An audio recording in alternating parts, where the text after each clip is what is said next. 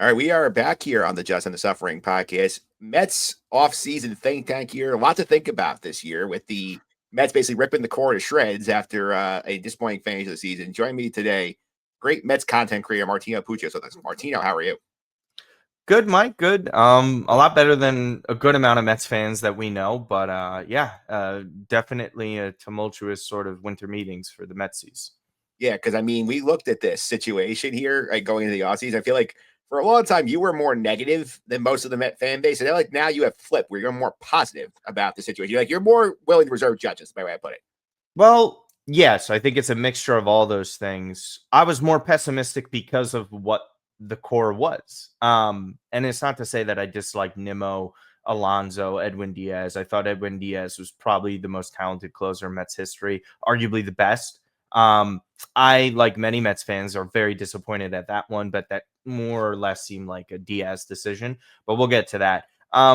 Yeah, I mean, for my reserving of judgment, I'm not going to sit here on December 11th and say this team is terrible when there are so many free agents left on the board. There's still trades to be made.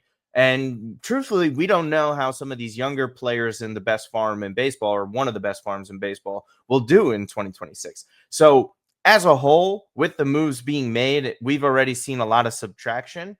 I understand the pessimism from most fans, but I don't agree with it as a whole, simply because there's so much left to be done. If everything was done and this is what the Mets were entering with in 2026, then yes, all hell should break loose because it's nowhere near good enough.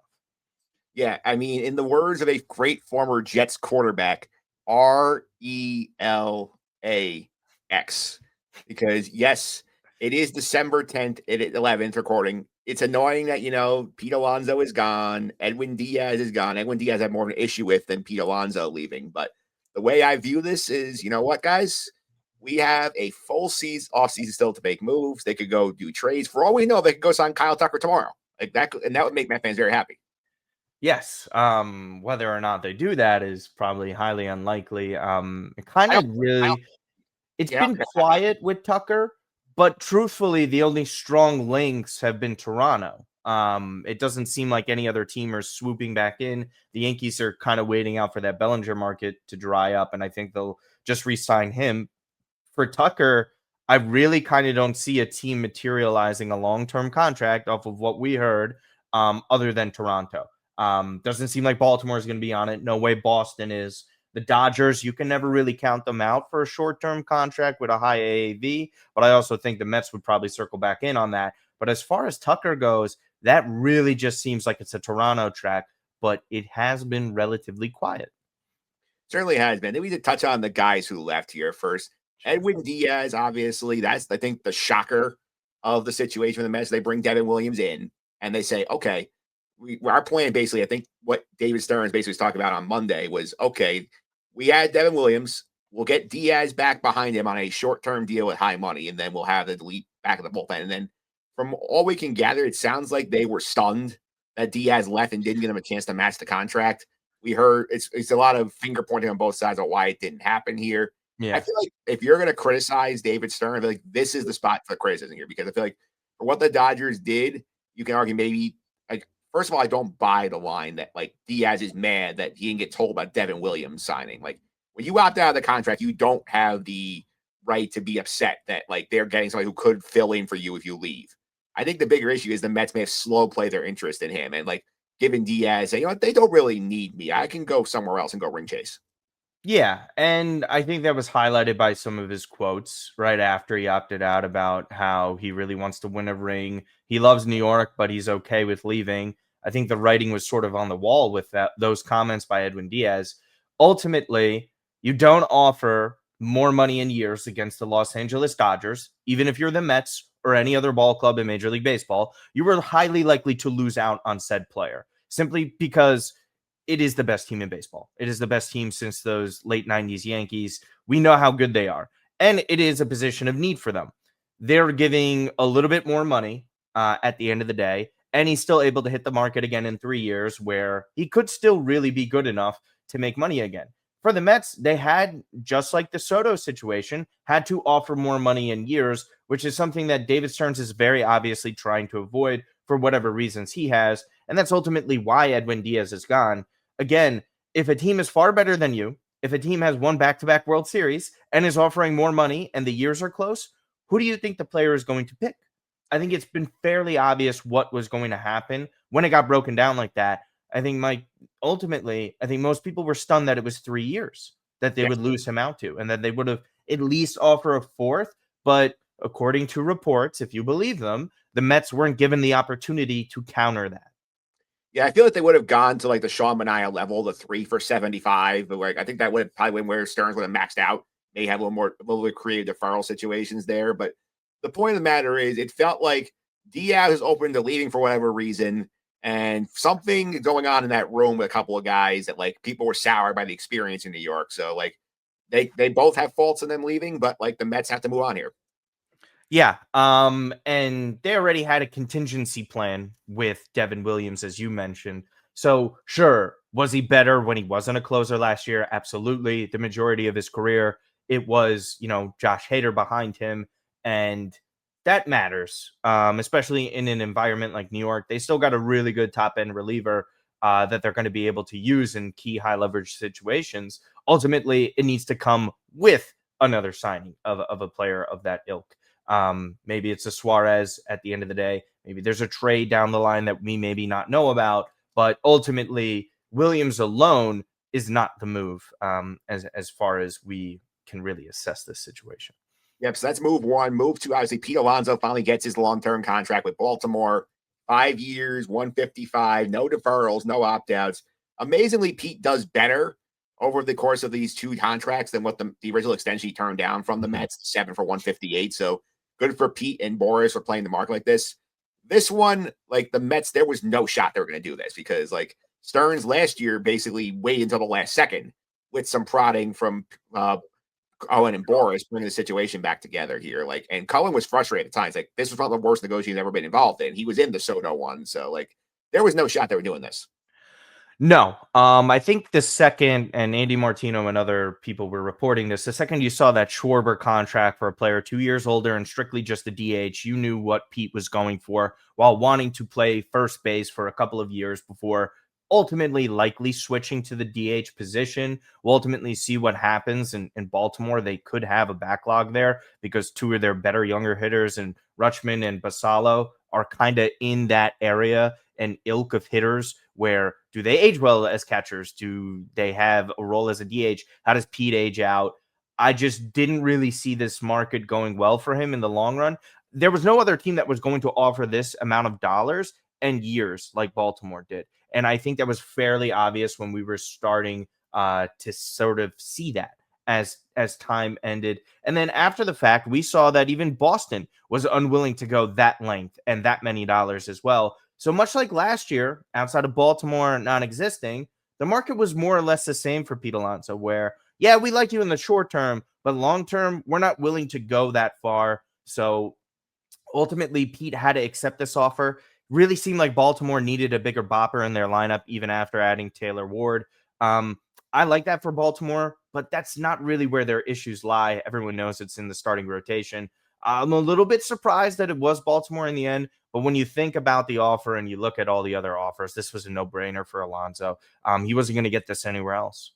Yeah. Plus, him going that short left field in Canyon Yards, he hit at least 40 a year for like next 4 years.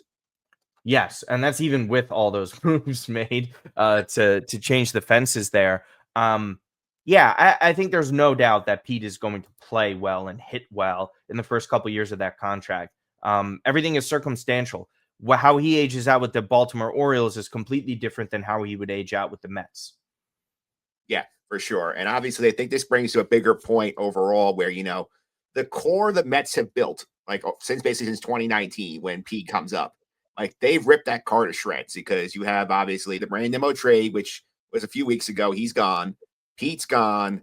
Edwin's gone. Jeff McNeil is on the trade block. So David Peterson's on the trade block. Those are got probably the 5 of the longest term Mets here. The outrage from the fandom about this core being blown up to me is crazy because the way people are talking about this core, they act like this is the 98 Yankees being ripped apart here. This group in 7 years made the playoffs twice, won 2 playoff rounds, both in 1 year. They collapsed at the end of 21. They collapsed at the end of 22 and blew the division of the Braves and lost the first round.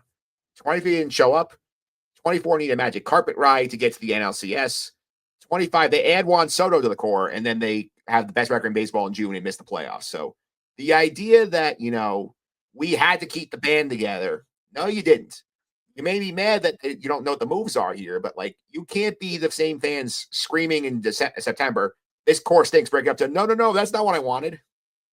Yeah, we saw them collapse basically from mid-June up until that final series in Miami. We all saw what was happening on a day-to-day basis. Even two of the hitters that we saw leave, and Nimmo and Alonso, had stretches in which they were not hitting. The Mets were really poor during those stretches. Nimmo had the lowest walk rate of his career and lowest amount of walks in this year. The lowest total since 2021, okay? How many games he played in 2021 was 90 games. He missed a lot of time that year. So Nimmo played 155 games. We're seeing that decline there. We're seeing the decline with defense. And we know this. David Stearns, as a president of baseball operations, we talk about this all the time. He has a mandate to make the Mets a sustainable project. So if he's keeping on players like a Nimmo, even Diaz, even though we agree to keep Diaz, and Pete, if you're giving more money when we know they're already over these tax thresholds, currently without re-signing those players or keeping those players, they were going to be mid to late 30s when Juan Soto is in his peak. Is that a sustainable project for David Stearns and the Mets to move forward with? The answer is obviously no. And it hurts because, yes, Nimmo's homegrown. Obviously, Pete Alonso's homegrown. Diaz, after his really difficult start in his first season, had grown to be a very popular Met.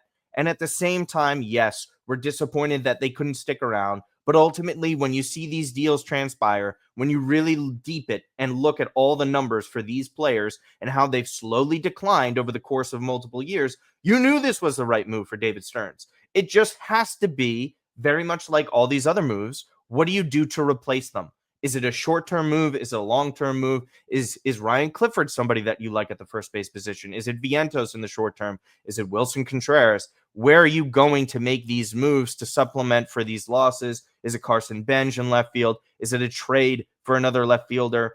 We have to see what ultimately ends up happening. But I understand these moves from David Stearns' position because these players are already in their 30s. Pete Alonso just turned 31. So when you're looking at it, when they probably likely decline in 2 to 3 years, Juan Soto is going to be approaching 30. Lindor's mid to late 30s. Nimmo's mid to late 30s. Same with Diaz and same with Pete. And then what happens if the Mets don't win, trying to topple the Los Angeles Dodgers, one of the best teams that we've ever seen? The likelihood of them keeping all those players and paying them more and beating the Dodgers was highly unlikely. So David Stearns had to sit here and make a decision. Am I going to overextend the years for players that I know that are likely not going to be that good by the time Juan Soto is in his prime? The answer was no. So he had to make tough decisions. They haven't been met with the corresponding moves just yet. So we're going to have to see and wait to judge him fully. But I get it. I get it. And to your point, they won nothing. 2 playoff series. An expanded playoff series, by the way, right? Correct. This is not the late 90s. Only 4 teams get in. You had 6 most years. You had 5 couple years. You had 2016 where it was just one game where they lost to the Giants. Like they just missed out on the 3rd wild card spot, which was incredibly embarrassing, by the way. And we know it's also pitching that was at fault here for the most part. But acting like these guys were so great over that second half stretch, Mike, is a complete lie, and everybody knows it. Pete had a great year, we know that. But actually, if you look post-May, Memorial Day, Pete did decline. He had a phenomenal April that really carried the Mets. Good throughout the rest of the year. But there were stretches, man, where you could see he was struggling, and those signs of decline were on the horizon. So I understand the moves. I do too. And the thing you also realize with this group here is that, again, this is sort of we compare the 2025 collapse a lot on the online community to 2007 when they blew the playoff spots. Not remotely the same thing, but the direction it shows is different because 2007, remember, famously, Mike Francis and WFBN, the core is rotten. You got to break up the core. They kept the core together. They didn't get back to the playoffs in the decade. And yes, I know there's mitigated circumstances there with injuries, with the Madoff stuff. David Stearns saw this group collapse, saw what the day-to-day situation is like. So, you know what? I don't want this group anymore. And he but not only got rid of these guys, don't forget, they basically wiped out the entire coaching staff too, which a lot of it was holdovers from the previous regime. So, like, this is Yeah. David Stearns building this group the way he wants. And we obviously need to see what the full picture looks like. He has a better idea than we do. But you have to sit here and say, I can't blame a guy for taking a core that underachieved a lot and failed to come through the clutch many times, aside from one OMG magical carpet ride year in 24. Like, I can't blame him for wanting to try something different. No, to blame David Stearns on probably not working as quickly on certain deals to get players locked down, just like the Diaz one that we were referring to. Yes, but I think Mets fans are so reactionary, and rightfully so, because it's been 40 years since they've won a World Series and they're itching for it, right? Because we could say, oh, this is only David Stearns' third year. We should have some patience. When in reality, we all know people have been waiting decades for a World Series winning team. But remind you, you know this, I know it, and most Mets fans know it. Every single time that the Mets are actually competing for a World Series, it's a 2-year window, if that, right? Like 2015, they didn't add much to that team at all. Like, you had to pull an arm and a leg just to sign Cespedes. You needed Michael Kadire to retire to open that window. 2006, 2007, they had to trade basically the entire farm system for Johan Santana just to add to a really bad pitching staff in hindsight, right? We were a little bit younger, so we maybe not have understood how bad it really was. And that's the kind of thing that Steve Cohen is looking for. It's not just like, here, I'm spending money to supplement, bridge the gap with these teams that were clearly underachieving, right? What was it, like 2018 or 2019? They finished like 86, 76. They had that late August run where it was Fugazi. We all knew it was Fugazi. And 19 team also, like, you remember, like, they got red hot to get in the mix. And as soon as the pressure came on, they wilted. Yes. And that's a foundation that was built on pre-COVID. That's like Brody Van Wagenen. That's even Sandy Alderson guys that were in there. As much as I like Nimmo and love Nimmo and appreciate what he did for the Mets, you have to look at this scope on a larger scale to what your point is. The Mets weren't good enough. We talk about it all the time. Like, we're not even saying like, oh, they had an unlucky year here or there. No. If you erase 2025, you look at all the other years, as you mentioned, this was a trend. Oh, and they just made it in 2024. To your point, the magic carpet ride. Anything goes in the playoffs. I always say that, especially in this sport. You're only as good as your next pitcher. They give you an opportunity to win. Anything can happen in a 3-game series. We've seen that, right? But we all know over the course of 162 games, the Mets were not built sustainably. And there are a lot of guys like the Nimmo contracts that were given out by Epler, the Diaz contracts, even where Pete was, it's a little different, right? How many of those deals, Mike, that Epler made would David Stearns have made? And we're getting the answer right now is like, I probably would have made none of those moves. Yeah, I think the issue the Met fans have more is that, like, the whole perception of, like, Steve Cohen as, like, okay, here's the billionaire Mets fan. We're never going to lose our guys again. We're going to go get the top guy on the market every year. And Soto last year was sort of the tease, like, okay, we have him. We can beat the Yankees in a bidding war for a guy the Yankees wanted. So, like, that's something nice. And then they're sitting here watching Pete Alonso leave for what was like a baseball decision. And they're sitting here like, what? We could have made that offer. Like, we have money to absorb these contracts. And then you look at it, and Stearns looking sort of long view here. You can quibble about, like, is he too rigid on 3 years as his default line, which I think he might be, and it might make exceptions here and there. But I think he looks at this as a value thing. Is okay, like, if I'm building a team, like, I don't want to be stuck with these contracts where I'm having to, pay with prospects to get off of money in a few years, or have dead cap hits, so, like, on the tax, which is what the Yankees are running into a little bit with. They have DJ LeMahieu on their luxury tax for 2 years. They stretched the deal from 4 to 6 to lower the tax hit. And Giancarlo Stanton's deal has been bad for them in terms of that situation. He's trying to avoid having too many of those longer term deals where, like, the guy's declining, you're paying for his past production, and then, like, you're trying to navigate tax issues and not have to. And I don't think it's a money thing. People don't realize this. They are more worried, I think, about the issues where you get past that third threshold and they're dropping your draft pick 10 slots. You're losing bonus money in the international pool. Like, you can't do those things all the time. Which you're 100% correct about. And also, just like, it's not to say that you're forgetting this factor in this. There's also the CBA coming. It's a complete unknown as to what the future will hold for Major League Baseball in terms of payroll and a cap or a salary floor or any of that sort of stuff. If Stearns is sitting there saying, okay, there's the potential, right, that we could have more penalties, even if we don't have as high of a payroll because of the new changes within the CBA. If I'm locked in on Nimmo, Diaz, Alonso, and I don't know what ultimately holds in the cards for 2026, and after that with the new CBA, the Mets could have been more handicapped, right? I think this gives them far more flexibility moving forward because I believe through 2028, the only 2 players on the books for the Mets as of today that are not on the rookie contracts would be Francisco Lindor and Juan Soto. So that is a huge explanation for how David Stearns views this window. It's really about beyond that, the sustainability. Juan Soto, we say it all the time, wasn't signed for 3 years. He was signed for 15. You have to look at it in that totality, and the Mets failed multiple times. So with a team that had that much money committed to it,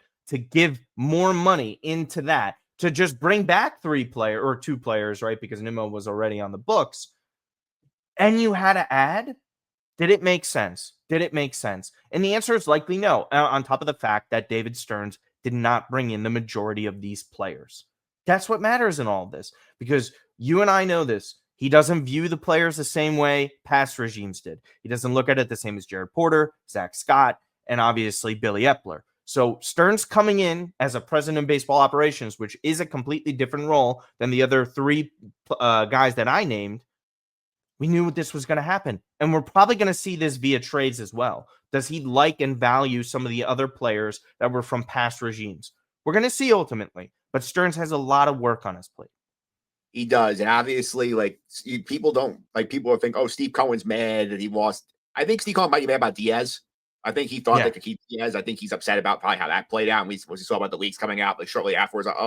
We had room to go up. They didn't give us a chance, so on and so forth. Cohen basically said in a statement yesterday, he's like, hey, I know fans are upset. Yeah. But there's still a long offseason where we get more players. We'll have a good team on the field. And I don't doubt that they think they're going to put a good team together here. The thing that I think, and he did not wait 3 years for David Stearns to throw him out the window, the first sign of trouble here. I think the thing that they are going to be, I'm curious about to see here is that, after last year when Cohen begged the fans to come to the ballpark and they had the record attendance Citi Field, they collapsed. Some of the most popular players on the team are now gone. I wonder what the appetite looks like when you get to April and May and the building is less than half full for some of these early season games. Yeah. Listen, I think ultimately with the fickleness of fandom, especially one that's been so tortured like Mets fans, they need reasons to literally see and believe things. Yeah, sure. The crowd is not going to be the same. I think we all know that. Losing 3 big fan favorites like that is going to hurt. And obviously, as of today, when we don't know who they're going to add, who they might not add, that will obviously play into a big part of it. But to your point with Steve Cohen, he's not obviously going to abandon David Stearns, someone that he'd been waiting to get for the longest time. They've obviously been on the same page in terms of how they want to move forward with this direction. He's picked up on things, right? Over the years when Cohen was talking about, yeah, we had to dump off Justin Verlander and Max Scherzer because the amount of money we're sending back, we could just buy prospects and make things better for our farm system, which kind of falls under that ideology of David Stearns looking at it yeah, the minors are more valuable to us in the long run. And we have to stack that up because what makes the Dodgers so great is not just the spending power, Mike. You know this. It's the ability of building up a really good farm with a good reputation to fetch you players and trades. That's how they got Mookie Betts. It's how they got Glasnow. It's how they've gotten other players. And obviously, Trey Turner and Scherzer over the years, plenty of deadline deals that they've done. They offer that flexibility along with the financial prowess that they present over the course of time. So, yeah, Dodgers East isn't just about the money. It's about an organization from top to bottom being fully functioning. And he didn't have that in his first few years because he kept firing executives for just reasons, right? Obviously, had to fire Jared Porter. Yeah, had to fire Billy Epler, had to fire Zach Scott. He legitimately had no choice. They weren't baseball reasons. They were reasons outside of that. There were HR reasons in there. Yeah. So ultimately, for the Mets to get to sustainability, they need to do this. But obviously, some of the practices in free agency that David Stearns has been using will likely bite him in the behind in the future, right? What if he had an offer on the table for Edwin Diaz that was 4 years up front as opposed to the 3? Does Diaz stay if he's a little bit more aggressive? Yeah, that's the question. It's like we don't know, like, and it seems to be. I've said it in a couple of plays. I think Matt's on that side of this as well. That the comfort zone for David Stern seems to be 3-year contracts or less, unless the player is elite. And he's offered 2 guys since he got here deals of more than 3 years: Juan Soto, Yoshinobu Yamamoto. Those were correct guys to offer like long-term contracts to. So the question is, like, does he at some point realize, you know, like, I do have this flexibility with the money at the billionaire owner willing to do what it takes to win. Like, do I go outside my comfort zone for a 4th year if it gets a deal done? So far, I've not seen him do that. I don't know who the guy is that would make him do that yet. That's what I think fans are trying to see. Yeah, I think they're ultimately wondering what is the Kyle Tucker situation, right? I don't think Tucker hits 400 million. I don't. I think Tucker's somewhere in the 300 range. As far as years go, I don't know. I would like, to your point, why isn't there an aggressive offer? And I'm not saying he has or hasn't done it or hasn't thought of it, but why isn't there an aggressive 6-7 year offer out to Kyle Tucker that is a high AAV? Why isn't that considered, right? Because what would he be around in his mid 30s by the time that contract ended? Is it the end of the world? No. He had a wrist issue this year, which was a huge dent to his power. Prior to that injury, Tucker was one of the best players in baseball, was never probably going to beat Shohei Ohtani for MVP, but in that conversation for top 5, there was no denying how good Kyle Tucker was for the Cubs prior to that injury that he tried playing through. I think that's really important. I know they highlighted defense isn't really the greatest of things, but yeah, why not be aggressive enough like that? And we'll see. Maybe the Framber Valdez stuff comes to fruition. Does Valdez or any of these other players, Mike? I think the larger question is, do they come down and say, all right, probably not going to get the years and dollars that I want. Should I just take a 3-year deal? Like Valdez is a hypothetical. Valdez comes in and says, yeah, I'll take a 3 for 100. Again, just hypothetical numbers out here. Does he take a short-term contract with a higher AAV that Stearns lives with and Valdez lives with? And this is just one of those names out there. Ultimately, I think it's sort of a Michael King. Yeah. It's like, I mean, you want the Valdez, you might be looking at, okay, like, do we give him like the Justin Verlander, Max Scherzer, like 3-year, like 40 a year thing to get him to abandon the years principle? Like, that's something like you like. I think like not right now though he's going to do it because like it's still December and you haven't even hit Christmas yet. You have opportunities, but like if you're sitting there in mid-January, you don't have a home. Maybe you think more serious about that kind of deal structure. Yeah, potentially one that the Giants offered to Blake Snell, where he has the opportunity to opt out after the deal. I think that kind of frame and structures like that. The Valdez rumors haven't really gone away from everything that I've seen too, because Morosi keeps on linking them to Valdez. And ultimately, it doesn't feel like Valdez is that sort of player that Stearns would offer money to. But, you know, desperate times call for desperate measures. If the price of trading for pitchers is far too high, then Stearns is going to have to evaluate. Does spending more money on this pitcher in the short term worth it more than giving up your top prospects and your top farm for someone that is like Joe Ryan or Edward Cabrera or whatever other pitcher you want to toss out there? I'm not even going to bring up Skubal because that's a different beast when it comes to that. Where does Stearns think? Does Zach Gallen, is that a name that he circles back around on? I just think right now, Mike, personally, he's going to look for somebody that could eat innings and is worth decent money. If he can get that, whether it's free agency or via trade, I think Stearns is going to move in that direction. Yeah, let's kind of move forward a little bit here. Just circle on some areas, need what they could be doing here. So I think we can start with rotation, which is sort of the thing going into the offseason where obviously he said, okay, like we want to get more dependability up top. We've heard reports that they're shopping Kodai Senga, they're shopping David Peterson. We know that they've been linked to guys that pass like Mitch Keller in trade, or there is in Peralta. Skubal I'm throwing out because it's probably a pipe dream. Detroit's probably going to want everything under the moon and stars to get him off the team.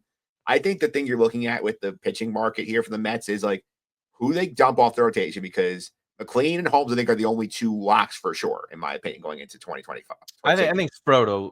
Well, you're saying that like won't be gotcha. I think those 2 are the only locks. I think Sean and I will be given every opportunity to have that spot because of his contract is unmovable. I think what you're looking at here is like, do you do something with, say, the Pirates where you come up with some sort of Jeff McNeil for Mitch Keller kind of structure? Do you go to the Brewers and say, here's one of my pitchers. Here's some good prospects. Can I get Freddie Peralta off you? I think that's kind of where we're looking here at the pitching market.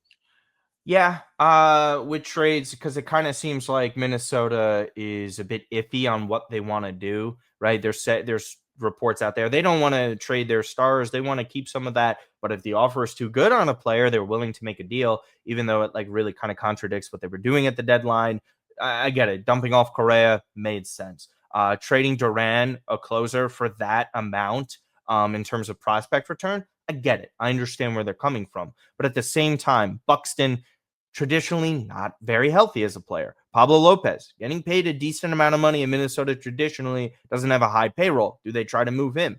And yeah, to your point, we know how Milwaukee operates. Freddie Peralta, he's not going to stay there in the long term. Does Milwaukee say to themselves, hey, yeah, we have to dump somebody now in order to get someone back?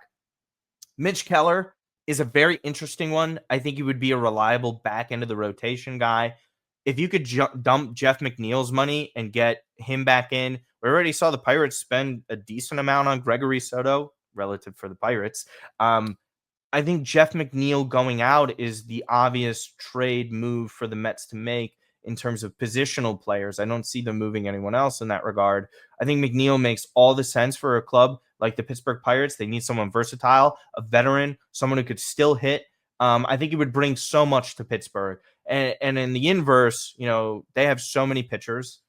66 million, I think, was the total amount of dollars that Keller has. Yeah.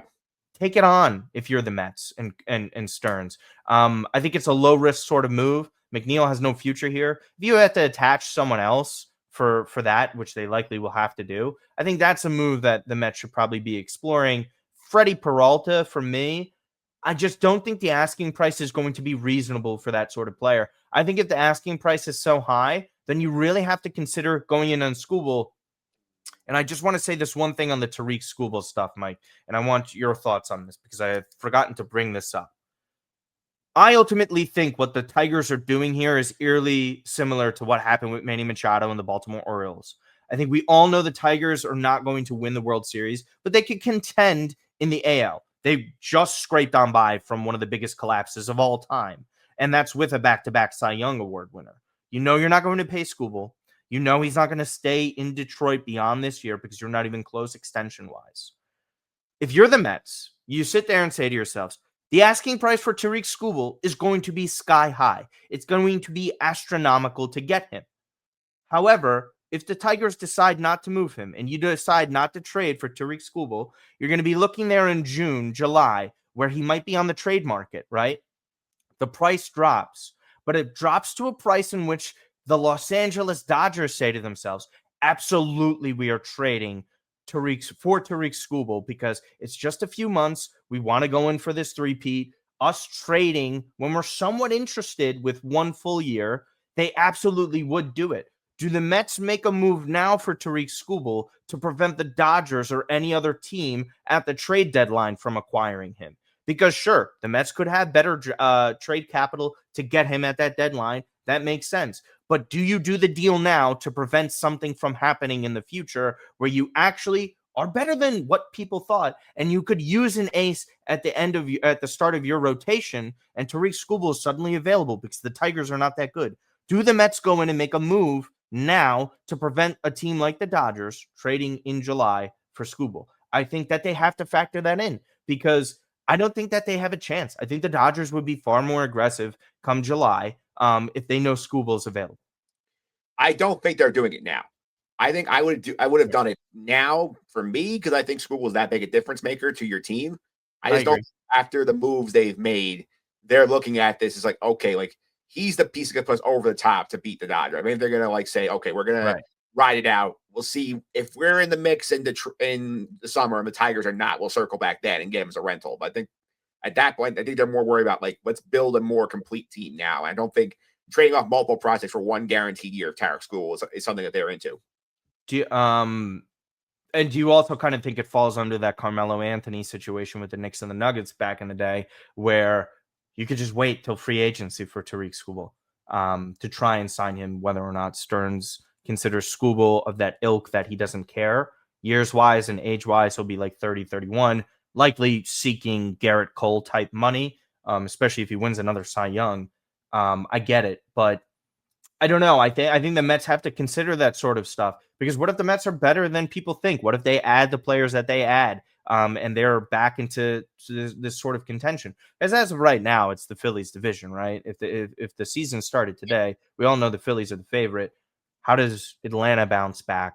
Where's the rest of the NL in terms of competing for those wild card spots, and where are the Mets relative to that? I think that all matters. Yeah, we'll just see. I think they have to consider the Skubal thing only because he's that good of a player. And if you want someone as an ace long term, sure. And I think they would consider sending Tong and Sprout the other direction. Yeah, I think pitching wise, I think the only free agent we're listening in on right now is Michael King, but I think that may change in January. Which is still I think Michael King presents a risk. Would I like the signing? Yeah. I know it was like floated like 3 for 75 million out there. He had nerve issues. He's had injury history. He's not always been a starter. He doesn't log a lot of innings. I think the upside with Michael King is certainly there. There's no denying that. But is the floor that high? I wouldn't say yes. And I think the Mets need a higher floor pitcher at this current moment in time, because we saw what happened. They were setting a major league record. The Titanic hadn't even sunk the last time a team did not have a starter go consecutive 6 innings or more. Yeah. From what we saw. That's a problem. That is a problem. Let's go a couple other issues rapid fire here. Bullpen, obviously Diaz is gone. Williams is here. We're linked to Robert Suarez. You heard rumors about trades for Trevor McGill potentially being in the offing here. I think they are going to offer Suarez a contract. Depends, like, if somebody gives Suarez more than 2-3 years, I think they're out. I think they're perfectly fine Williams being their closer. I think they are going to add some, either Suarez to sort of be the co-closer and sort of situationally match these guys up, or if they go, like bring Tyler Rogers back, find somebody with set up track record like in January. I don't think they're going to go big bucks other than Suarez, essentially. Yeah, I think Suarez is the obvious move for them, because if they were already thinking Diaz and Williams, you might as well just do the short term with Suarez. Even, if it's a third year, I think Stearns might have to digest that. But still, relievers are very fickle. It's difficult to project them. I think Rogers should be added on top of the reliever, in my opinion. And again, if you're not paying that Diaz money, you could pay a little bit less with Suarez and then take some of that money that might have been left over for Diaz, use it towards Rogers. If you have to pay Rogers a few more bucks, suddenly the Mets bullpen is a much better outlook than last year, in my opinion, especially going into opening day. Sure, no one is Edwin Diaz. They're not going to get Edwin Diaz. That guy's not on the market. I think the Mets have to be more aggressive in that bullpen situation, because guess what?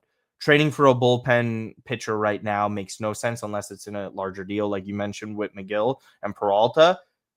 Just sign Suarez. Just do that. Be aggressive in that one move. Fans would be happier, because then the back end of your bullpen is much more bolstered. Yeah, first, basically, next thing is obviously Pete's gone. They have DH kind of open to Vientos. You kind of you're assuming will be penciled into one of those two slots here. You don't know which one. Probably better if you're going run prevention to be the DH. We've heard the rumors about Wilson Contreras. I know there's a lot of slander online from the Met fans. Like, you can't replace Pete Alonso with Wilson Contreras. Like for what Contreras is getting, it's another couple of years in the contract, about like 18 and 19 per year. 20 homers, 80 RBIs.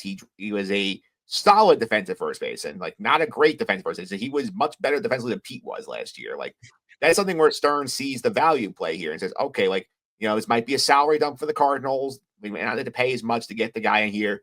Maybe get to throw in a guy like Lars Nootbaar, who they seem to be interested in, as sort of like a cheaper, younger version of what Nimmo did, and a better fit for the roster. So, I think that might be their next move. I don't think they're going to be playing in the Paul. I think the Paul Goldschmidt, Jeff McNeil rumor is complete BS. I don't think the Mets would sell that. I think they're looking more at something just plop the spot for 2 years, and I think that they see from what they've done is that they like the guys they have in the farm more than people think. Exactly, which is kind of the overall point I was making earlier about Stearns, is we don't know how much he values these guys. And it seems by the way he is loading up on these prospects and developing them, and kind of not refusing, but hesitant to trade some of them, makes sense. Yeah, for first base, I know Yandy Diaz was another name kind of floated out there as well. Listen, the Contreras thing makes all the sense in the world if you're not actually sending that many prospects back to St. Louis. We know David Peterson has kind of been floated as a potential name in a deal like that. I don't know if it'll be packaged with a Contreras and Nootbaar.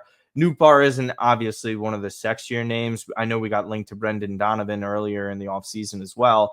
I think that if the Mets were to make a move for Wilson Contreras, it's not that much money. He'd be getting paid like what, 40% of what Alonso was getting, or a little bit more, excuse me. So yeah, it's better defense. It's a really good bat. There's a flexibility to put him at DH sometimes too. You don't have to have him 160 games at first base. His bat has aged incredibly well. He's a World Series winner already. He does it all. Contreras is a really underrated player as a whole. I would like that, and it gets money off of St. Louis's books because we know their situation. I would welcome that. I wouldn't overly hate it.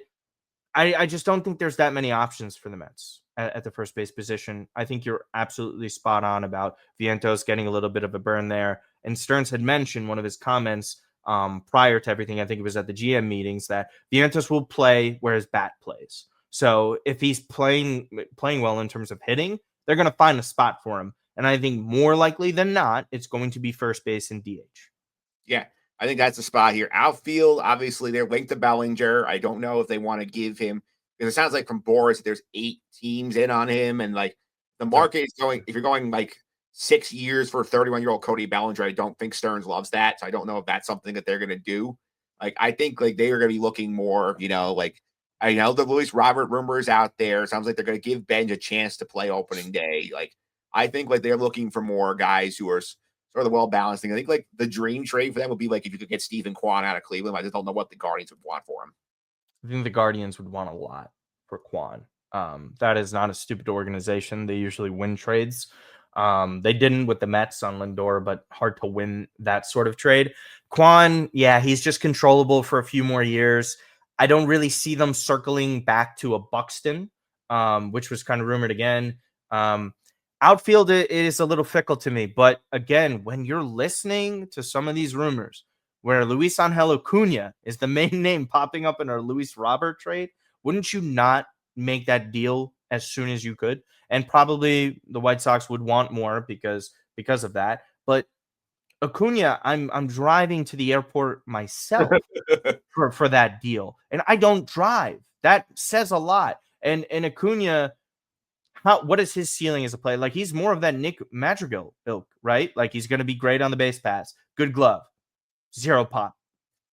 Like I just don't see how you sit there, you don't go for Luis Robert if he's available when you already had interest in him, and it's just 1 year, right? So losing someone like Acuna, when we already know the Mets have a plethora of middle infielders.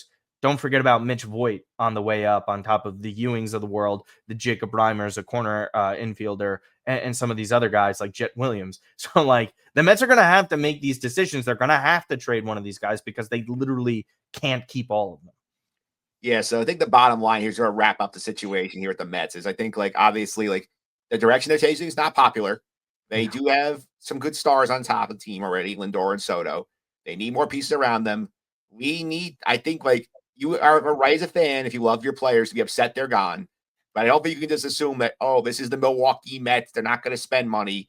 Like, the Wilpons had the situation. They let guys leave all the time, whether it was Zach Wheeler, whether it was Jose Reyes, whether it was, I think, like, I'm trying to think of some of those good examples here, but like they let guys go. They would bring in basically guys who were past their prime or cheap guys to fill those holes. Like, the Mets will go after guys that they want and that they think can fit the team. I think you need to see what they end up doing here.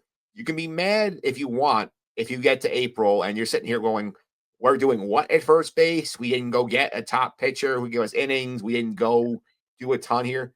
If this team doesn't look too much different than what it does now, you have every right to be annoyed and not spend your money and not go to the games. But I think, like, it's a little silly on December 11th to sit here and say they are rebuilding, they're not trying. Like, I think that's a little silly at this point.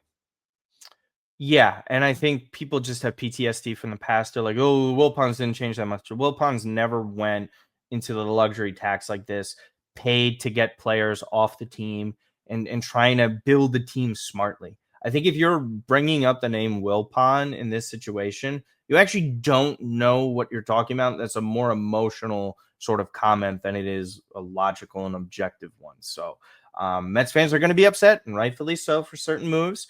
But like you said, let's judge that at the end when camp breaks and they go to opening day.